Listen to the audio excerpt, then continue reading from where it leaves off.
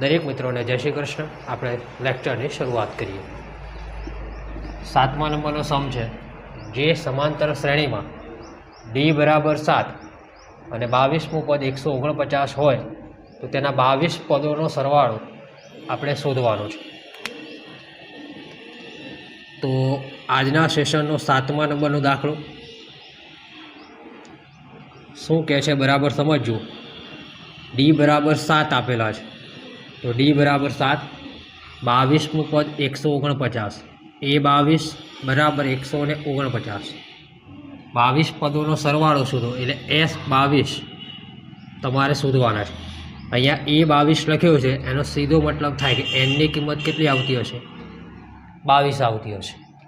ચલો, તો સૌથી પહેલાં આપણે એન વાળું સૂત્ર વાપરીએ।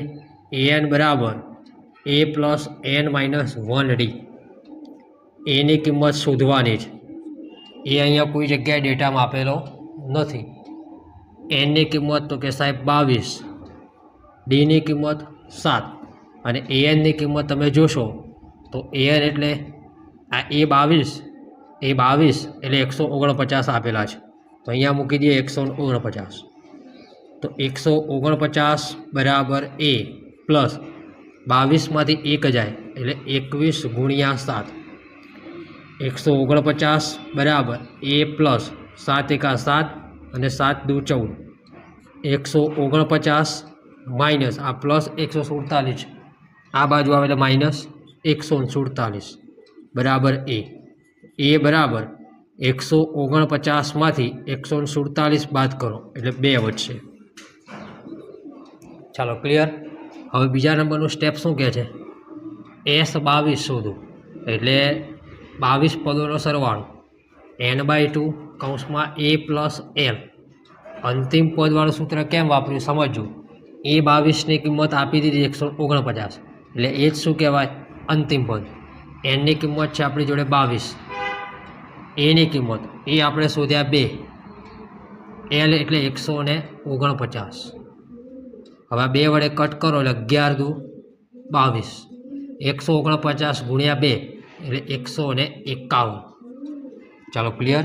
151 ગુણ્યા 11 કરવાના છે। 151નો ગુણાકાર 10 સાથે કરો એટલે 1510 થાય, વત્તા 151નો ગુણાકાર 1 સાથે કરો એટલે 151 થાય। જોઈએ હવે જવાબ શું આવશે। અહીંયા 0, અહીંયા 1 એટલે 1, 5 ને 1 6, 5 ને 1 6 અને આગળ 1, તો S22 પદોનો સરવાળો થશે 1621। 22 પદોનો સરવાળો કેટલો આવે મિત્રો? 1661 આવશે। ચાલો ક્લિયર। એના પછી આપણે વધીએ આગળનો દાખલો 8મા નંબરનો। સમાંતર શ્રેણીનું બીજું અને ત્રીજું પદ અનુક્રમે 14 અને 18 હોય તો તેના પ્રથમ 51 પદોનો સરવાળો શોધો। ધ્યાન રાખજો, અહીંયા આન્સર નંબર આપણે 2 કરી નાખીએ। શું આપેલું છે ડેટા લખીએ। બીજું પદ 14 આપેલું છે, એટલે આ બીજું પદ એ 2 બરાબર 14, ત્રીજું પદ તમને આપેલું છે 18, A2 બરાબર 14, એનો મતલબ થાય એ વત્તા ડી બરાબર 14। સમીકરણ નંબર 1, ત્રીજું પદ 18 છે, A3 બરાબર 18 એટલે એ વત્તા 2D બરાબર 18। સમીકરણ નંબર 2, અહીંયા એ અને ડીની કિંમત આપેલી નથી, તો શું કરવાનું? સમીકરણ 1 અને 2 ને ઉકેલતા પહેલું સમીકરણ છે એ વત્તા ડી બરાબર 14, એ વત્તા 2D બરાબર 18, પ્લસ દેખાય ત્યાં માઇનસ કરવાનું, પ્લસ દેખાય ત્યાં માઇનસ, પ્લસ દેખાય ત્યાં માઇનસ, પહેલું પદ કટ। 2Dમાંથી 1D જાય એટલે ખાલી ડી વધે, અને એ ડી કેવા આવશે? માઇનસ। 18માંથી 14 જાય એટલે 4 વધે, પણ કેવા? માઇનસ। એનો મતલબ ડી બરાબર શું થઈ જશે મિત્રો? 4 થઈ જશે। ચાલો ક્લિયર। ડી બરાબર શું થઈ જશે મિત્રો? 4 થઈ જશે। હવે જોજો, આ ડીની કિંમત જે 4 આવી મિત્રો, એ સમીકરણ 1માં મૂકતા, સમીકરણ 1માં મૂકતા એટલે એક સમીકરણ છે આપણું એ વત્તા ડી બરાબર 14, એ વત્તા ડીની કિંમત 4 આપેલી છે. એ બરાબર 14 માઇનસ 4.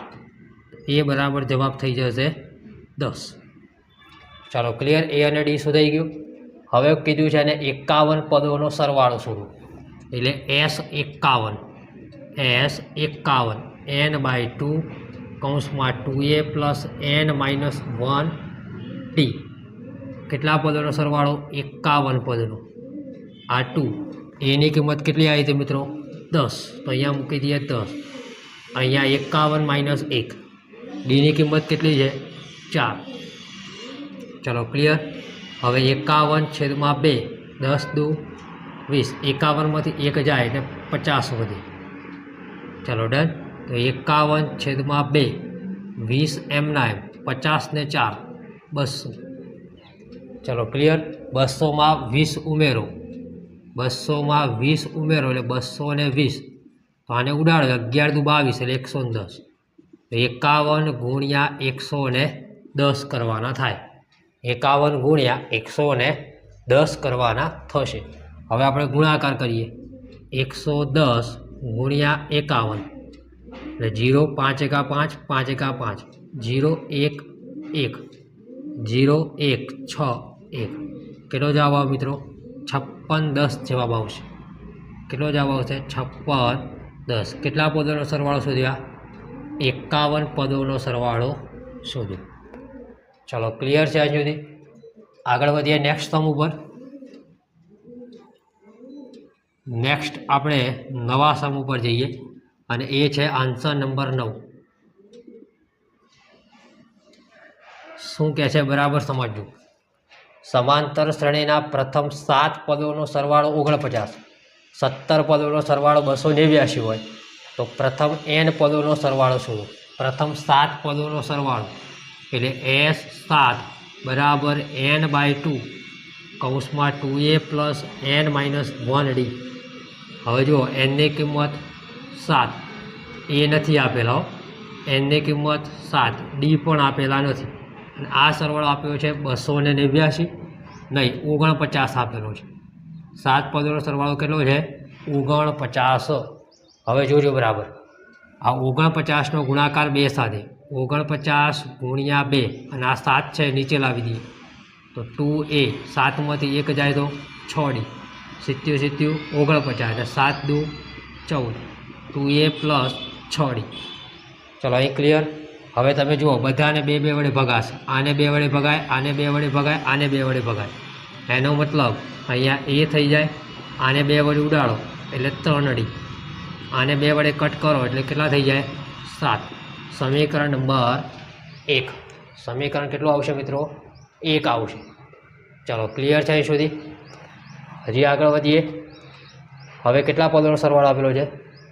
17 પદોનો સરવાળો 289. તો અહીંયા મૂકી દઈએ 17 પદ. 17/2 એની કિંમત આપેલી નથી. 17 માઇનસ 1 અને ડીની કિંમત પણ આપેલી નથી. 17 પદોનો સરવાળો 289 ગુણ્યા 2 નીચે કેટલા આવી જાય છે? 17. 2a પ્લસ 17માંથી 1 જાય તો 16d. ચલો ક્લિયર છે. 17માંથી 1 જાય તો કેટલા વધે? 16d. હવે 17નો વર્ગ 289. 17 દુ 34. 2a plus 16d. આને 2 વડે કાપો, આને 2 વડે કાપો અને આને 2 વડે કાપો એટલે અહીંયા થઈ જાય 17. અહીંયા 2 2 ઉડી જાય. 2 8 16. એનો મતલબ a વત્તા 8d બરાબર 17. સમીકરણ નંબર 2. ચલો 1 અને 2 મળી ગયું. હવે બંને સમીકરણને શું કરવાનું છે? ઉકેલી નાખવાના. તો લખીએ અહીંયા સમીકરણ 1 અને 2 ને ઉકેલતા પહેલું સમીકરણ છે a વત્તા 3d બરાબર 7. a વત્તા 8d બરાબર 17. પ્લસ હોય તો માઇનસ, પ્લસ હોય તો માઇનસ, પ્લસ હોય તો માઇનસ. પહેલું પદ કટ. 8માંથી 3 જાય. કેટલા વધે મિત્રો?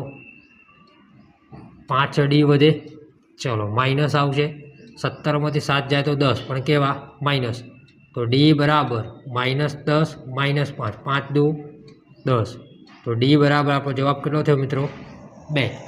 હવે d બરાબર 2 જવાબ આવ્યો એ ગમે તે એક સમીકરણમાં કિંમત મૂકો. ડી બરાબર 2 સમીકરણ 1માં મૂકતા ચાલો પહેલું સમીકરણ કયું હતું? આ રહ્યું. એ વત્તા 3D બરાબર 7. એ વત્તા ડીની કિંમત 2. એ વત્તા 3 દુ 6 બરાબર 7. એ બરાબર 7 માઇનસ 6 તો એ બરાબર 1. એ બરાબર કેટલો આવશે? 1. હજી આગળ વાંચો. હવે પ્રથમ n પદોનો સરવાળો શોધો.